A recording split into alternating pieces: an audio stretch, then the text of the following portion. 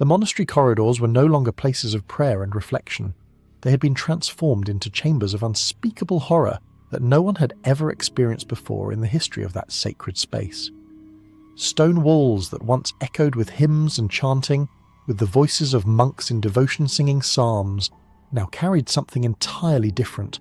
A wail of agony so raw, so primal, so utterly inhuman, that even the most hardened monks and trained warriors fled in absolute terror from the sound itself, unable to bear what they were hearing, not from battle, not from siege, not from any external enemy that could be fought with sword or strategy.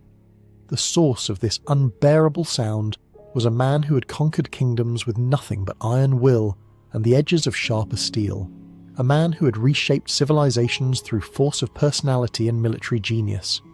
He was now being conquered by something he could not see, could not fight, and could not possibly stop, no matter how much of his remaining strength he mustered, or how much he tried to command his own body to obey. The man was William the Conqueror, Duke of Normandy, King of England, the man who had changed the course of history at the Battle of Hastings in 1066, the man whose conquest had created the modern English language and shaped European civilization for centuries to come. And he was rotting alive from the inside out while his heart still beat and his lungs still drew breath, still conscious and aware of every moment. Every system in his body was simultaneously failing him in the most grotesque and horrifying way imaginable. The man who had bent an entire civilization to his will now found that will utterly powerless against biological processes that cared nothing for his rank or his achievements or his place in history. Servants entering his chamber would hold their breath, wrapping cloths soaked in vinegar and rosewater around their faces before even crossing the threshold into that room of horrors, trying every method they knew to protect themselves. It didn't matter. None of it mattered. The stench invaded the lungs regardless of any precaution or preparation they could make, seeping past all defences like water through a broken dam. It penetrated everything. The walls, the fabric, the very air itself seemed contaminated. It was not the smell of disease or old wounds that could be treated with poultices and herbs. It was not the smell of sickness that could be recognised and understood by medieval physicians working from their incomplete knowledge of the human body. It was decay itself, the active, aggressive decomposition of human flesh, while that flesh still drew breath and occupied a living body, a paradox of nature that seemed impossible yet was happening before their eyes. The living rot, the impossible horror of putrefaction occurring not in a corpse lying in a grave, but in a man still living and aware, still conscious of what was happening to him, when the few remaining attendants asked what pain he endured, what agony consumed him. William could only point to his grotesquely swollen abdomen, blackened in patches with the advancing corruption of gangrenous tissue eating away at him from within like an invisible army, and say nothing, his voice too weak or perhaps the pain too overwhelming to articulate. Words did not exist for what was happening inside his body. Medieval physicians had no framework for understanding it, because it violated all their theories of medicine and disease. Priests had no prayers powerful enough to stop it, because no prayer had ever needed to address such a specific horror before in the entire history of the Church.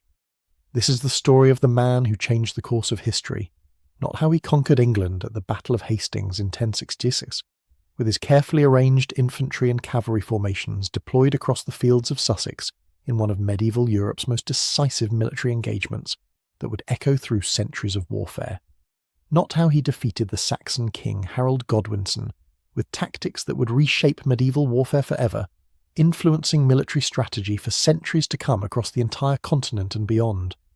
Not how he systematized the subjugation of an entire island nation, introducing Norman feudalism to England, commissioning the Domesday Book that catalogued his new realm with unprecedented detail and precision, constructing castles throughout the land that would stand for centuries as monuments to his rule and power and conquest. Not how he reshaped an entire civilization, changing its language, mixing French with Anglo-Saxon to create a new English that would evolve into modern English, its culture, its very identity and social structure, in ways that persist to this day in our language and society and way of thinking.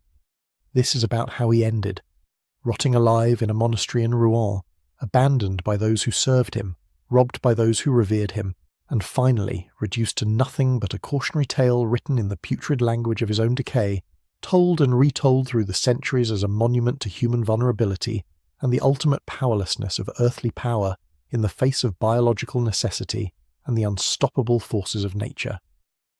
If you enjoy these dark histories, leave a like and subscribe. Comment below where you're listening from. I'm genuinely curious to know where these stories reach people across the world, from what countries and what circumstances people find themselves in when they discover tales like this.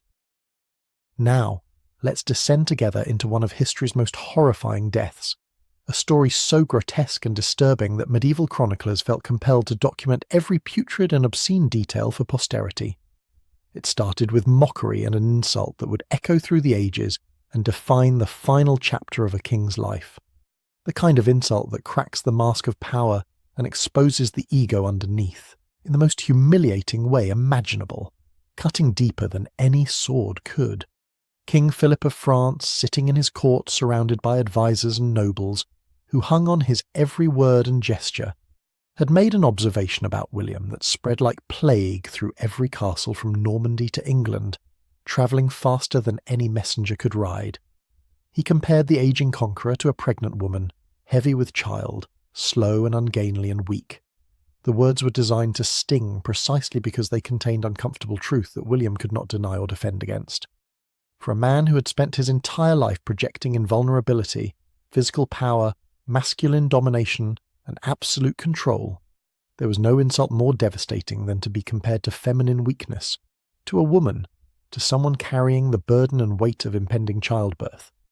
The comparison was meant to suggest that William had become soft, weak, incapable, and no longer fit to rule, that his power was fading with his body. The words devastated William in ways that no battlefield loss could have, cutting through his confidence with surgical precision. He was 59 years old. By medieval standards, he was ancient, almost impossibly old for a man in that era. He had ruled through violence and conquest for most of his life, and violence had kept him young in spirit if not in body, maintaining the psychology of a warrior even as his physical form aged. But his girth had expanded relentlessly with his years, growing with each passing season and each feast and each celebration. The man who once wore armour like a second skin now struggled to fit into it, his body expanding beyond the dimensions the armour was made for.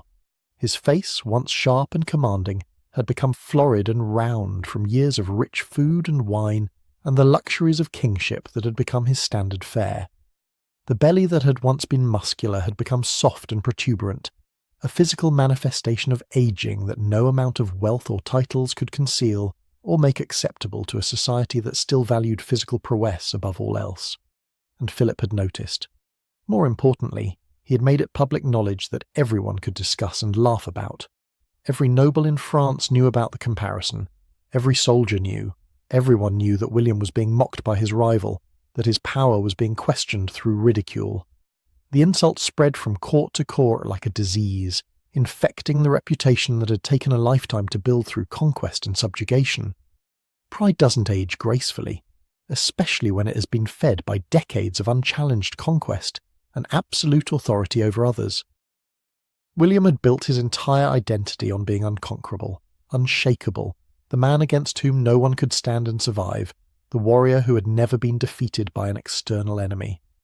He had earned his epithet through battles won, territories seized, and enemies destroyed or humiliated before his feet. To be mocked now was an assault on his very identity and the foundation of his power, an attack on the image he had so carefully constructed. He could not accept it. More importantly, he could not allow others to think he had accepted it, that mockery could touch him. His power, real or illusory, depended on the perception of invulnerability and strength. In the summer of 1087, William made his choice, a choice driven by pride and rage rather than reason or strategic thinking. He would respond to Philip's mockery with fire and destruction, answering insult with the language of warfare. He gathered his forces and moved toward Mantes, deep in French territory, a town that would pay the price for the king's wounded pride. Not a strategic necessity that would benefit his realm. Pure rage transformed into military action. This would be a message written in ash and screams. Fire would prove what words could not. His armies surrounded Mantes with the precision and military proficiency that came from decades of siege warfare across Europe. decades of experience in how to break cities and subjugate populations, the town was put to torch with all the brutal methodology the Normans had perfected to an art form through countless campaigns and conquests. Buildings erupted in flames simultaneously across the town in a coordinated display of destruction and power, timed perfectly to maximize the terror and devastation. Smoke twisted into the summer sky like the souls of the dying, ascending in the wrong direction, rising endlessly upward. Screams filled the air constantly, screams of terror, screams of pain, screams of people trapped in burning structures with no way out, no escape, knowing they would die in the flames. William rode through the burning streets on his warhorse, armoured and magnificent, watching his will be executed in real time with perfect precision, every command obeyed instantly by his soldiers. For a man who had spent a lifetime bending reality to his desires, this was as close to godhood as mortal men could touch, this power over life and death, this ability to command destruction. He could destroy at will. He could command cities to burn at his pleasure. This was power. This was conquest. This was proof that he was not weak, that he was still formidable and dangerous. Then the horse reared suddenly, violently, without any warning or opportunity to prepare. Historians have argued for centuries about what exactly happened next, debating the details like theologians arguing over doctrine. Was it burning embers falling from a collapsing building onto the animal's legs, startling it? Was the animal startled by sudden collapse of a structure nearby, the noise and shock overwhelming its training? Was there another rider who spooked the destrier, or debris that struck the horse? No one could say with certainty, and the ambiguity only added to the sense that fate had intervened. But the result was undeniable and catastrophic.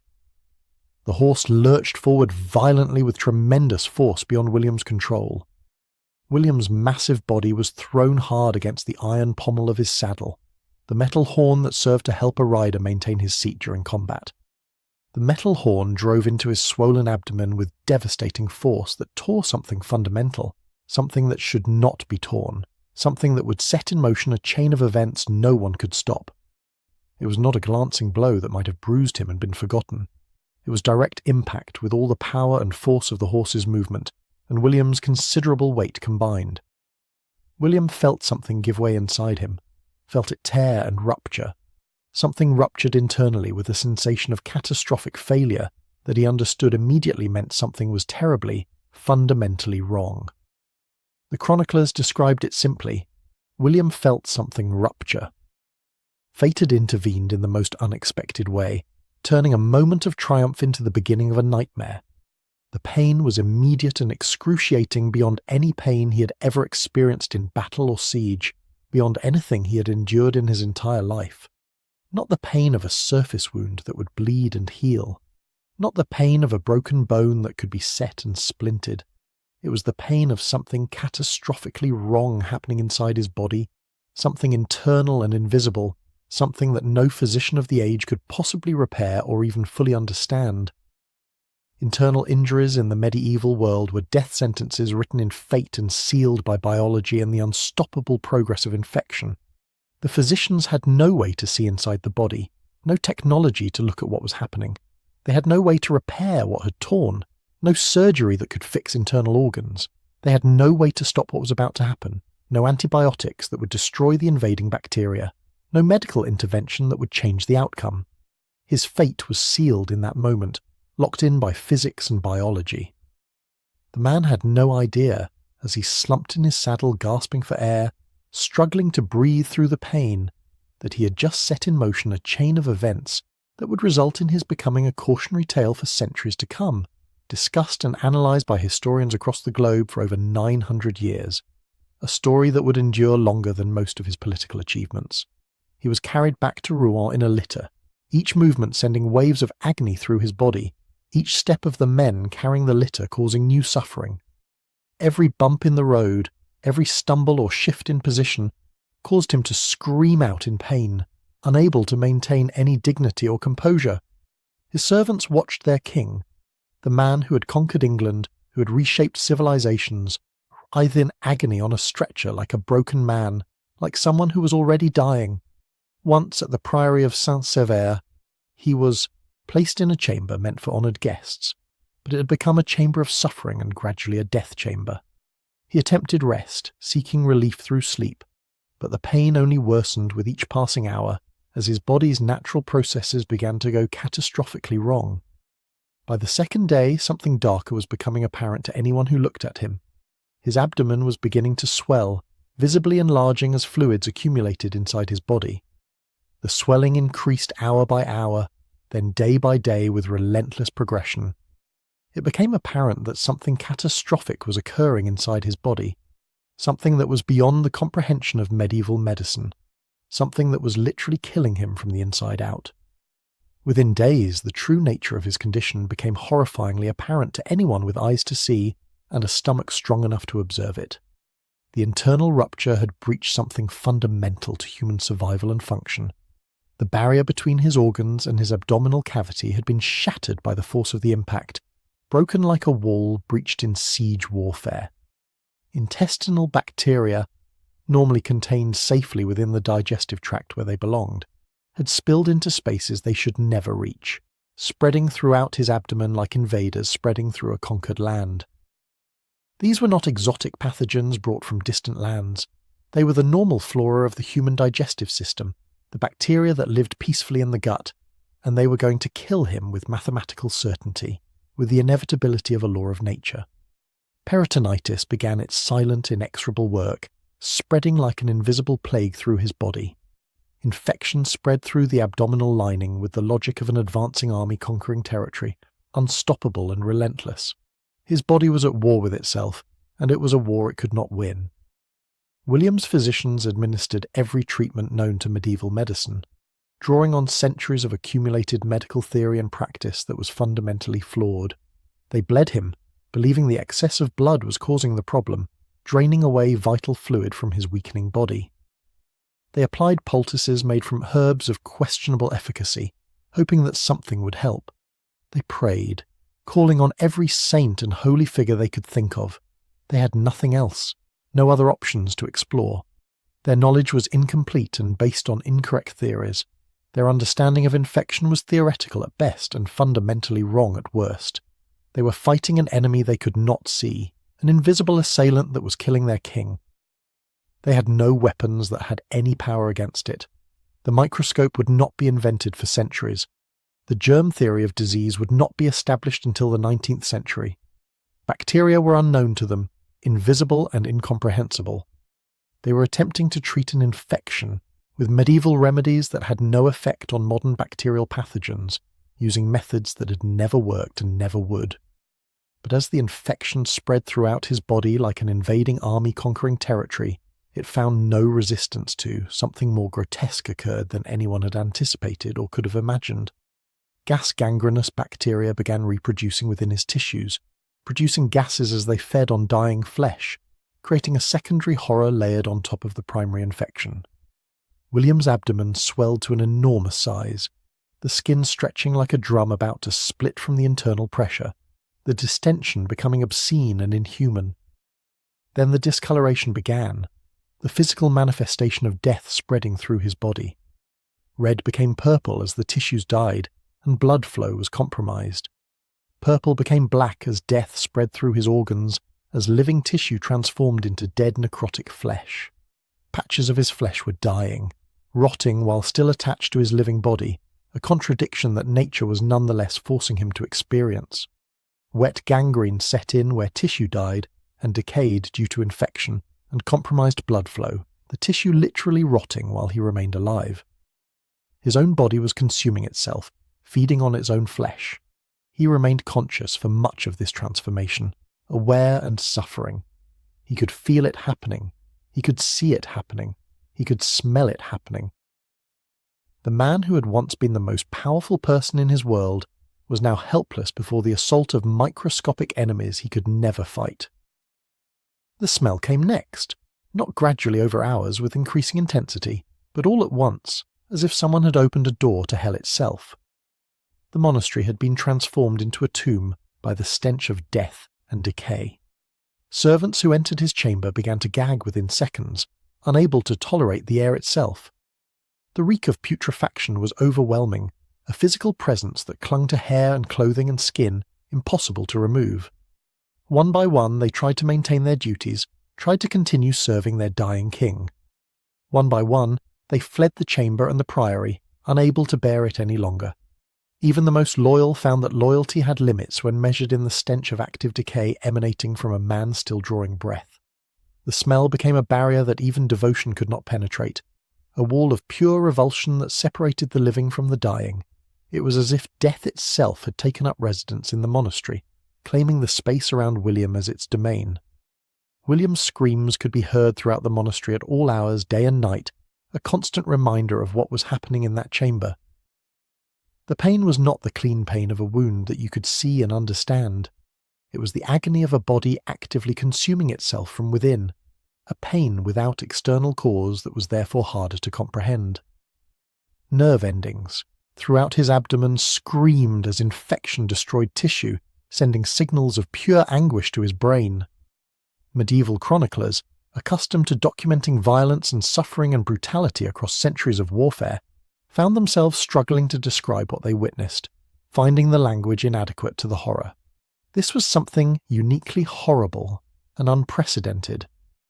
This was a king of enormous power and achievement reduced to a creature of suffering, his body betraying him in the most fundamental way possible.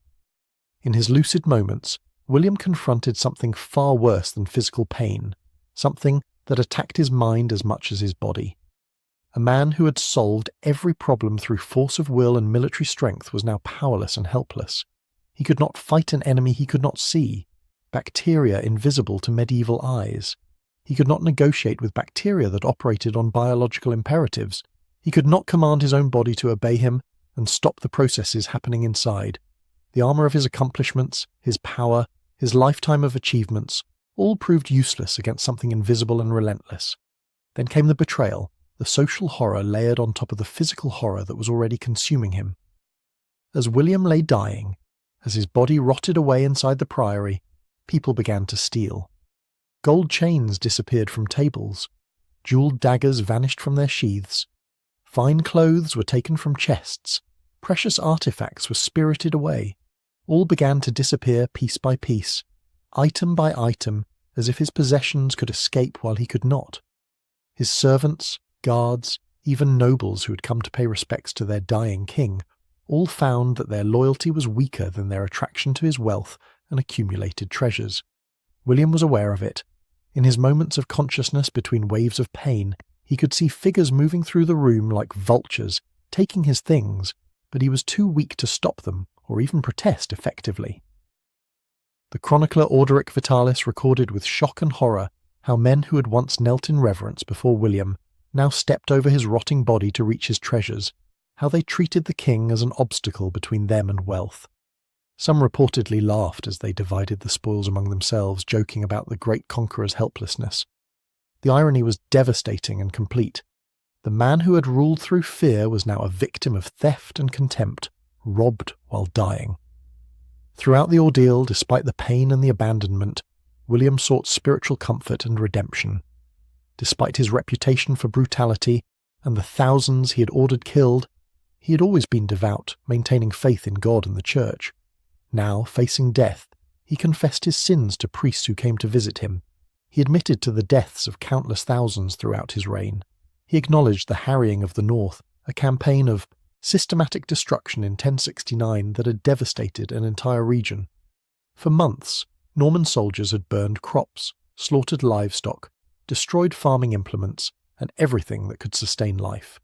The resulting famine killed an estimated 100,000 people through starvation and exposure. It was ethnic cleansing by another name, and William knew it, had ordered it, had believed it was necessary for his rule.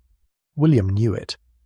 The priests who heard his confessions struggled with their own reactions to what they were hearing and witnessing.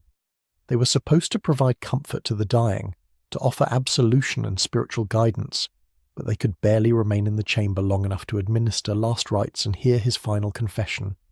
They would rush through prayers, their words tumbling over each other in haste, bless William hastily, their hands raised quickly and withdrawn, and retreat from the chamber, gasping for fresh air as if escaping a tomb. Even divine mercy seemed to have limits when confronted with the physical reality of William's decay and the stench that filled the space. As July turned to August and the weeks passed, William's body continued its grotesque transformation into something barely recognizable as human. The swelling in his abdomen grew worse with each passing day, stretching the skin until it appeared translucent and paper-thin in places, as if it might tear of its own accord. The blackened patches of dead tissue expanded across his body like continents spreading on a map, occupying more territory with each day that passed. The smell intensified until people in the monastery's courtyard, far removed from his chamber, reported detecting it from a distance, the stench travelling through the air and contaminating the entire building. It hung in the air like a physical presence, like a fog of death that no amount of incense could dispel. Birds reportedly avoided flying over that section of the building, as if some primal instinct warned them away from the concentration of decay. Dogs would not approach the corridor where his chamber lay, whining and backing away from the threshold. The air itself seemed poisoned by the concentration of decay and death, corrupted by the proximity to dying flesh. On September 9th, 1087, William died.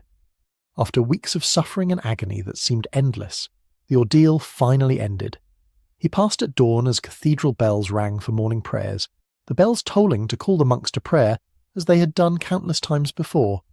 The sound apparently stirred him to consciousness one final time, pulling him back from whatever place his mind had retreated to. He raised his trembling hands in prayer, attempting a final act of devotion, and then was gone, released from his suffering. After weeks of agony, after his body had been consumed by infection and rot, after tissues had died, and gases had built up to unbearable pressure inside his abdomen, death came almost, peacefully, a release and relief. It was the only mercy granted to William in his final days, the only gift that fate or God offered. But the horror was far from finished, far from concluded.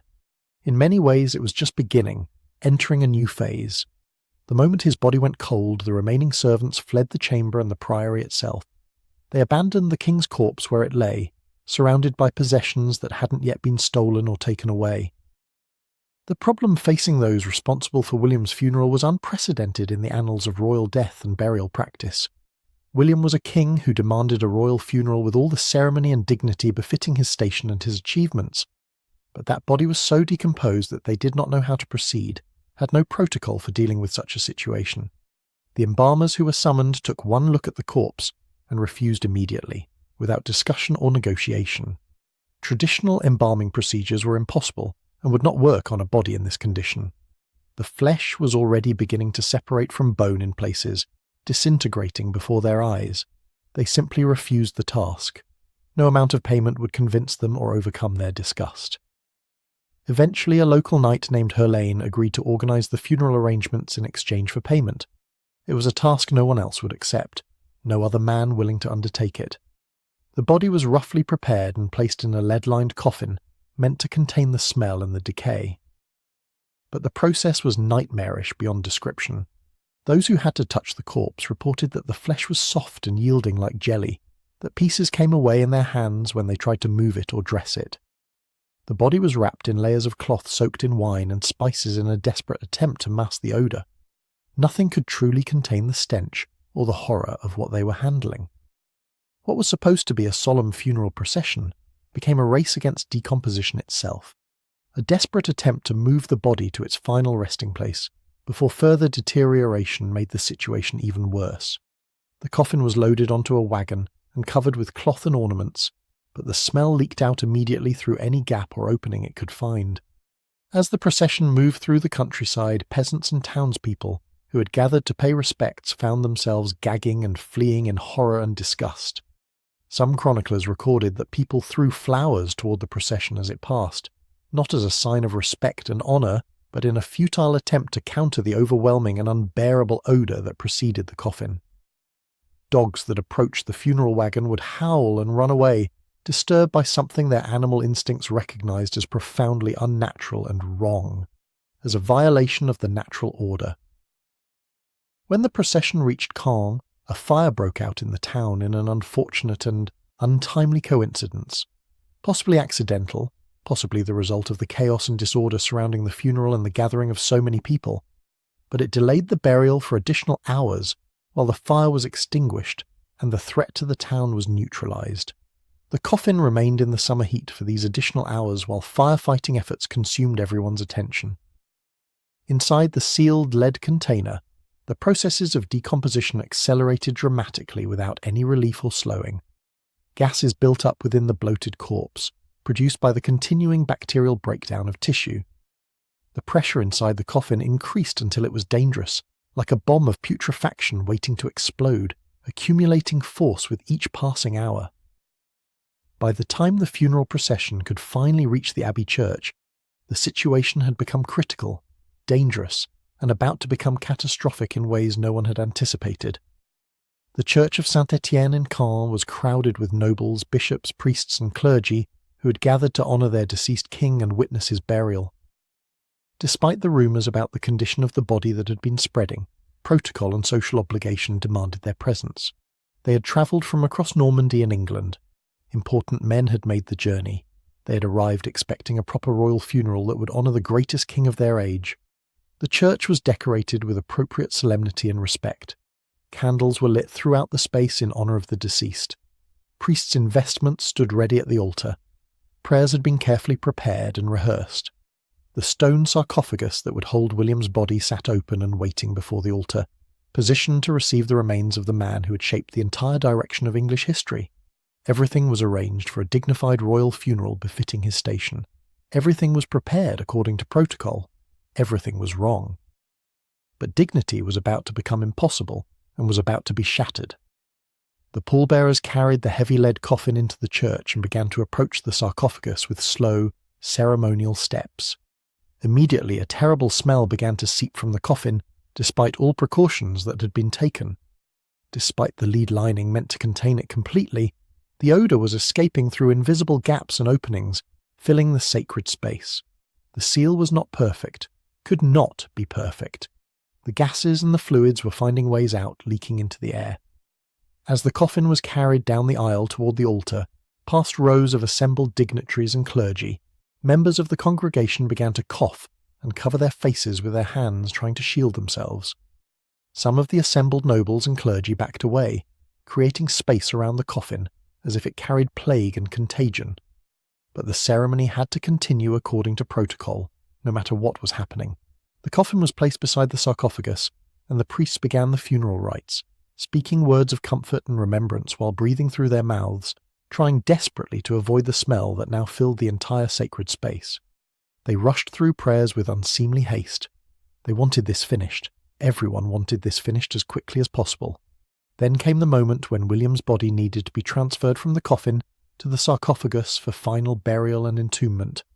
This was the critical moment. This was the point where everything would change and collapse. The pallbearers positioned themselves to open the lead coffin and remove the corpse. They moved carefully, aware of the smell, aware that something was very wrong. The first pallbearer reached for the lid of the coffin, preparing to lift it open. The lead coffin was opened. The moment the seal was broken and the lid lifted, the smell that had been partially contained was suddenly released in full force into the enclosed space of the church, concentrated and overwhelming. The reaction was immediate and violent beyond anything anyone had prepared for or anticipated. People throughout the congregation began to retch, their bodies rebelling against what their noses detected.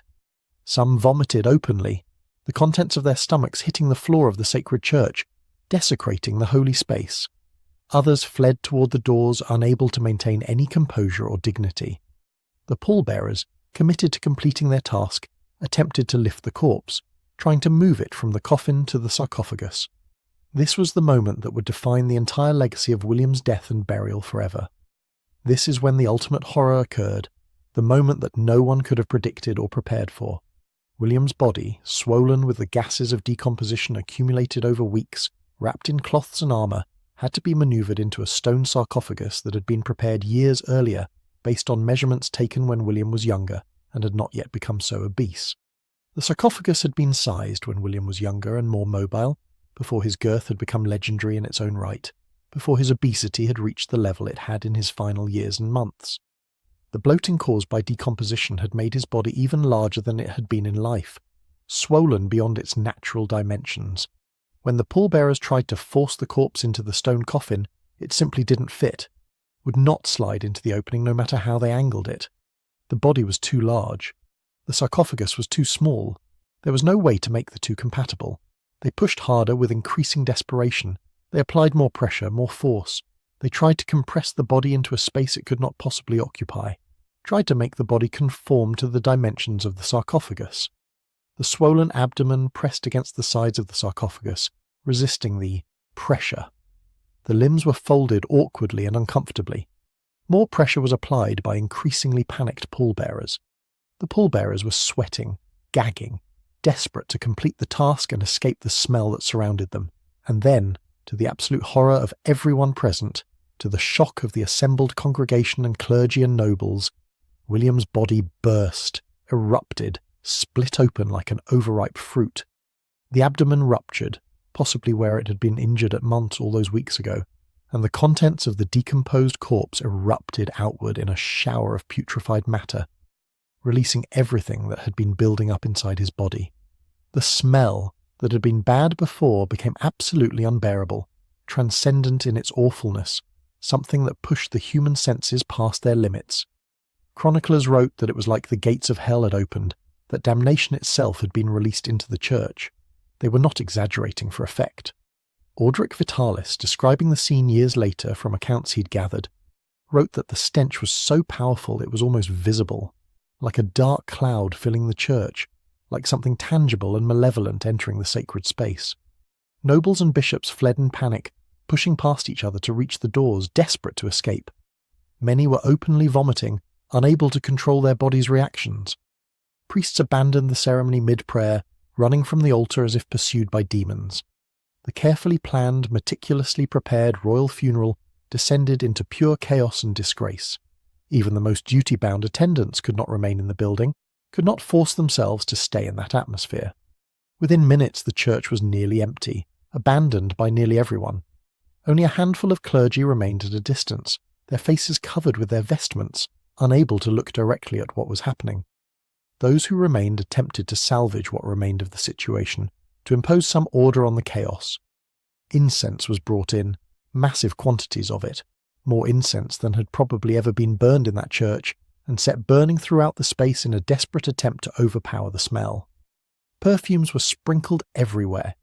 The body was hastily shoved into the sarcophagus, though it still did not fit properly, protruding and twisted in an undignified manner.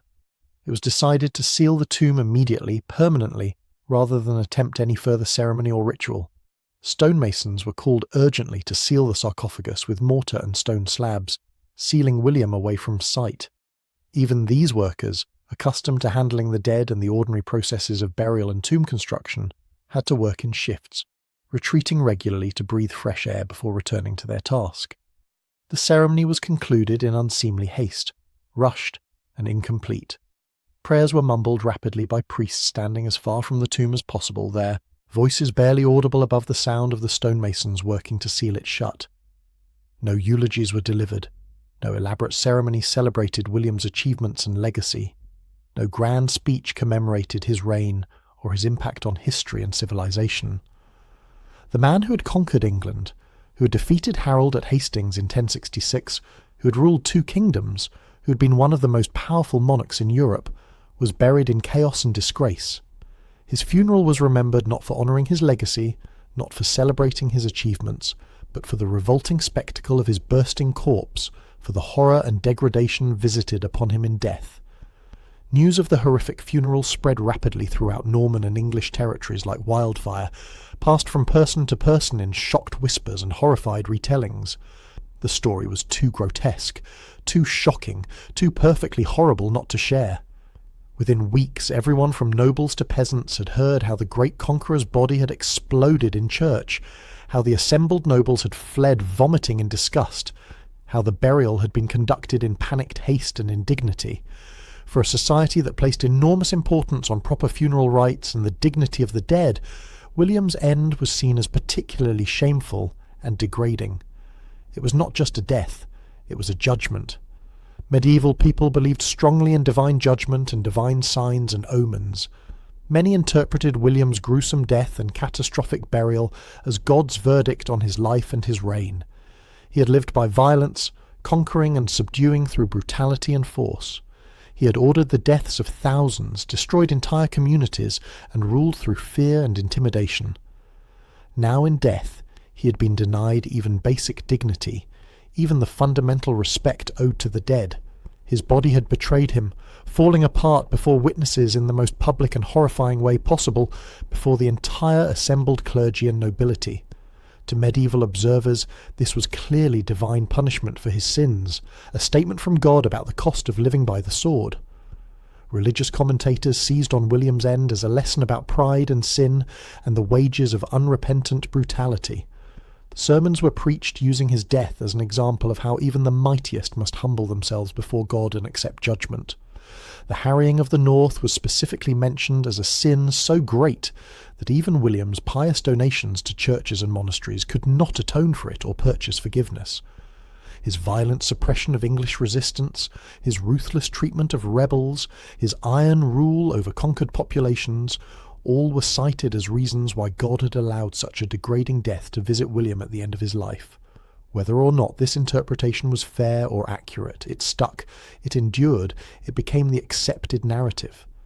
William's rotting death became part of his legend as much as his victories on the battlefield. The practical aftermath was also significant and far-reaching. The unsightly nature of William's burial created problems for his successors. His second son, William Rufus, who inherited England and began his own reign, was reportedly disgusted by the accounts of his father's funeral and wanted nothing to do with the implications or the story. The tomb itself never became a proper shrine or site of veneration that attracted pilgrims.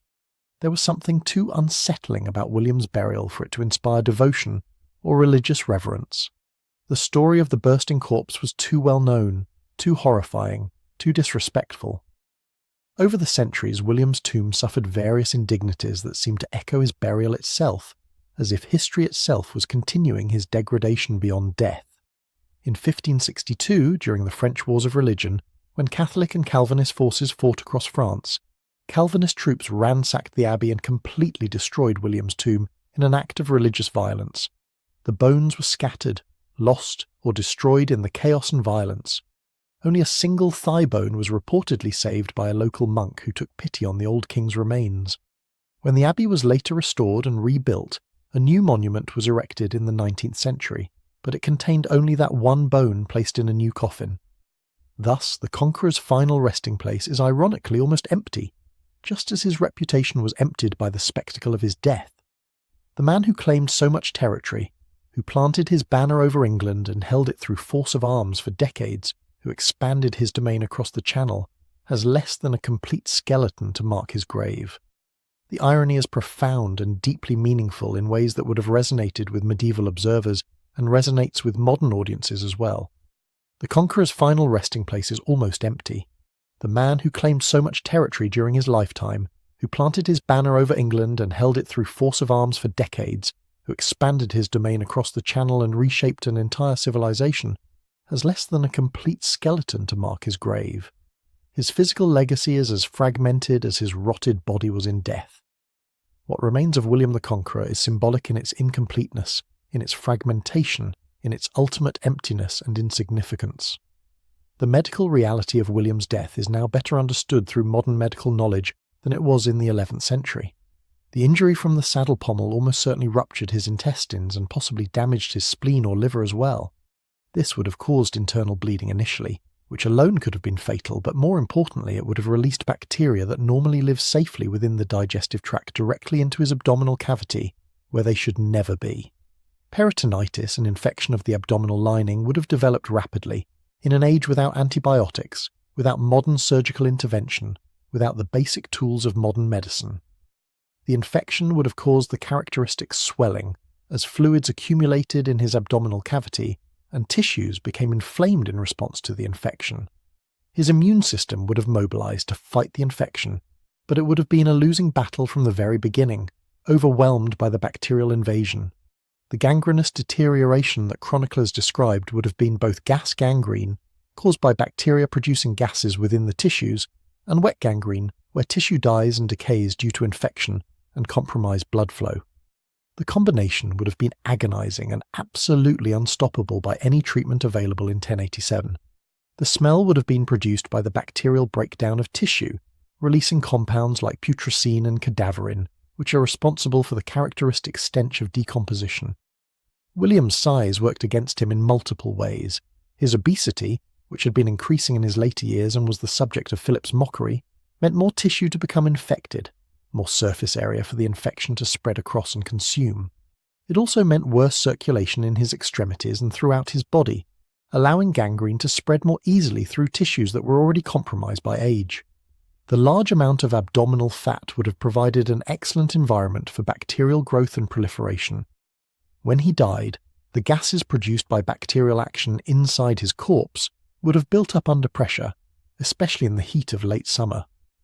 The rupturing of his abdomen during the funeral was almost inevitable given these conditions, a natural consequence rather than a surprise. Modern medicine would have saved William with relative ease. Antibiotics would have stopped the infection dead in its tracks before it could spread. Surgery could have repaired any internal injuries and cleaned out infected tissue. Even the immediate aftermath of the injury, if treated quickly in a hospital with modern facilities and antibiotics, would likely have been survivable. He would have been uncomfortable. He might have required significant surgery and a long recovery. But he would have lived to see another day, another season, another year. But in 1087, internal injuries were death sentences written in Latin and sealed by biology. The most skilled physicians of the age could do nothing but watch William die, utterly powerless, unable even to ease his pain significantly with the medications available to them.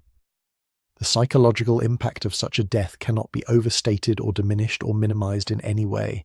To rot while still alive, to feel one's own body decomposing from the inside, to smell the stench of your own decay while consciousness remains. This is a horror beyond imagination, beyond what most people could comprehend or even contemplate. For a man, like William, whose life had been defined by physical prowess, control, and domination over others, the experience must have been psychologically devastating beyond measure. He was forced to confront not just his mortality, but his absolute helplessness before biological processes he could not control. His body became his enemy in a way no external foe had ever been, in a way no enemy he had ever defeated could have been. There is something universally terrifying about the idea of one's body betraying one from within, from inside, with no external threat visible. We can fight external enemies, can organize strategies against them, can rally forces against them and hope to defeat them. But when our own flesh becomes the problem, when our own body turns against us, there is nowhere to turn. We cannot negotiate with our own selves, we cannot defeat them in combat, we cannot flee from them. William's death tapped into a primal fear that resonates across centuries and cultures, across every human understanding of vulnerability and mortality. It is why the story has endured, retold by chroniclers and historians, studied by scholars, reaching modern audiences through books and documentaries and now through this script, still reaching listeners and still fascinating and horrifying in equal measure. It is why we still tell the story of how William the Conqueror died, 938 years after that terrible summer in Rouen. We still recoil at the details, still feel something of the shock that witnesses must have experienced when they saw his body burst before the assembled congregation. The story has survived because it touches on fundamental truths about power, mortality, and human nature. It reminds us that beneath all our achievements and status, we are fragile creatures of flesh and blood, subject to forces we cannot fully control or predict or prevent. William the Conqueror reshaped England and changed the course of history forever. The Domesday Book, the castles, the Norman aristocracy, the changes to the English language, all these legacies endure and continue to shape the world we live in. But alongside these monuments to his power stands the story of his death, a monument to his mortality. Perhaps it is important that we remember not just what William achieved, but how he ended. Rotting alive in a monastery, abandoned and betrayed, his body bursting at his funeral before a fleeing congregation unable to maintain their composure. This is the full measure of the man, both his triumphs and his degradation, both his power and his vulnerability. The conqueror in the end was conquered by the one enemy no one can defeat, death itself, made all the more terrible by arriving slowly, painfully and publicly, reducing a king to a rotting corpse that could not even be buried without causing horror. And perhaps In that truth lies a lesson we all must learn about the nature of power and the ultimate equality of death.